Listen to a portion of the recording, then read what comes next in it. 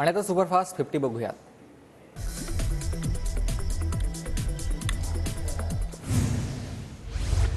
महायुतीच्या जागावाटपाचं उद्या फायनल होईल. तिघांचा सन्मान राहील अशा पद्धतीने जागावाटप होणार. अजित पवारांची माहिती. परभणीची जागा अजित पवार गटाला मिळण्याची शक्यता. गेल्यावेळी परभणीत राष्ट्रवादी दुसऱ्या क्रमांकावर असल्यानं ही जागा दादा गटाला सोडली जाणार. सूत्रांची माहिती. 2019 साली माझ्यावर अन्याय झाला. त्यावेळेस मंत्रिपदावर माझा हक्क होता, पण मला तो मिळाला नाही. तर पुन्हा ठाकरेंची सत्ता आल्यावर मला मंत्रिपद मिळणार नाही. भास्कर जाधवांचं वक्तव्य. मुलाच्या भाषणामुळे भास्कर जाधवांना अश्रू अनावर. काही झालं तरी भास्कर जाधवांसोबत उभं राहणार. भास्कर जाधवांचे पुत्र विक्रांत जाधवांचं वक्तव्य. भास्कर जाधवांनी विचार केला तर आम्ही त्यांचे स्वागत करू. एक चांगला माणूस त्यांची घुसमट होत असेल. घुसमट होत असल्यास शिंदे त्यांना न्याय देऊ शकतात. आमदार भरत गोगावलेंची भास्कर जाधव यांच्यावर प्रतिक्रिया. पुण्यातील कार्यक्रमात सुप्रिया सुळे आणि अजित पवारांनी एकमेकांशी बोलणं टाळलंय. याआधीही बारामतीतील नमो महारोजगार मेळाव्यादरम्यान दोघांनी बोलणं टाळलं होतं.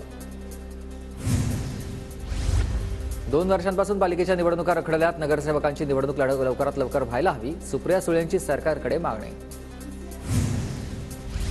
दोन्ही दादांनीच लोक निवडून आणले, बाकी कोणी नाही. अजित पवारांचा सुप्रिया सुळेंना टोला तर शरद पवारांनी कधीच ढळाढळ केली नाही हे सिद्ध झालं. सुप्रिया सुळेंचं उत्तर.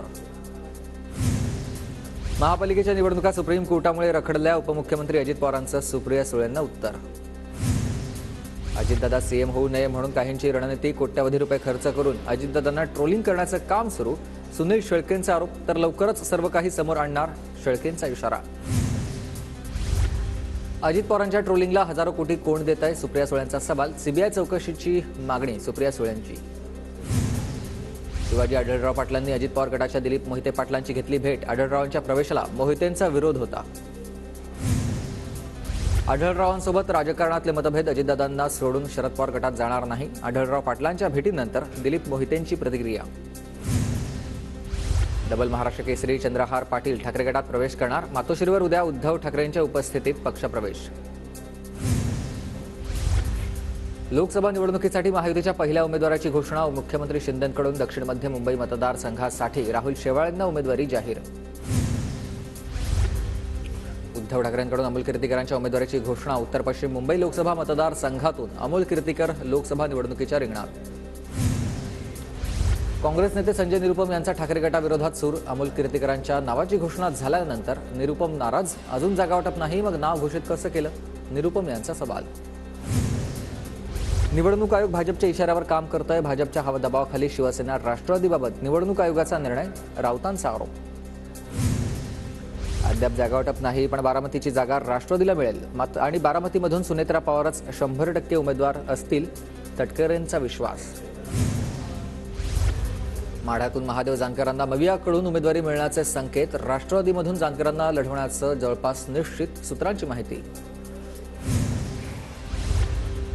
जागावाटपाची चर्चा सुरू असतानाच नाशिकमध्ये भाजपचा प्रचार सुरू. भाजपच्या दिनकर पाटलांकडून दौऱ्यांना सुरुवात. वरिष्ठांकडून तयारीला लागण्याचे आदेश. दिनकर पाटलांची माहिती. सांगलीची जागा काँग्रेसकडेच राहील. विशाल पाटील दावेदार. आमदार विश्वजित कदमांची माहिती.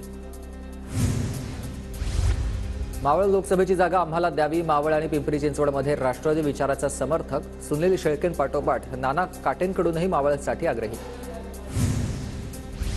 ठाकरे गटाला लोकसभा निवडणुकीच्या पार्श्वभूमीवर मोठा धक्का बसणार. रवींद्र वायकरांचा लवकरच मुख्यमंत्री शिंदेंच्या उपस्थितीत प्रवेश होणार. सूत्रांची माहिती. 2024 हिंगोली लोकसभेचे उमेदवार हेमंत पाटीलच राहणार आणि हेमंत पाटील निवडूनही येणार. आमदार संतोष बांगरांचा दावा.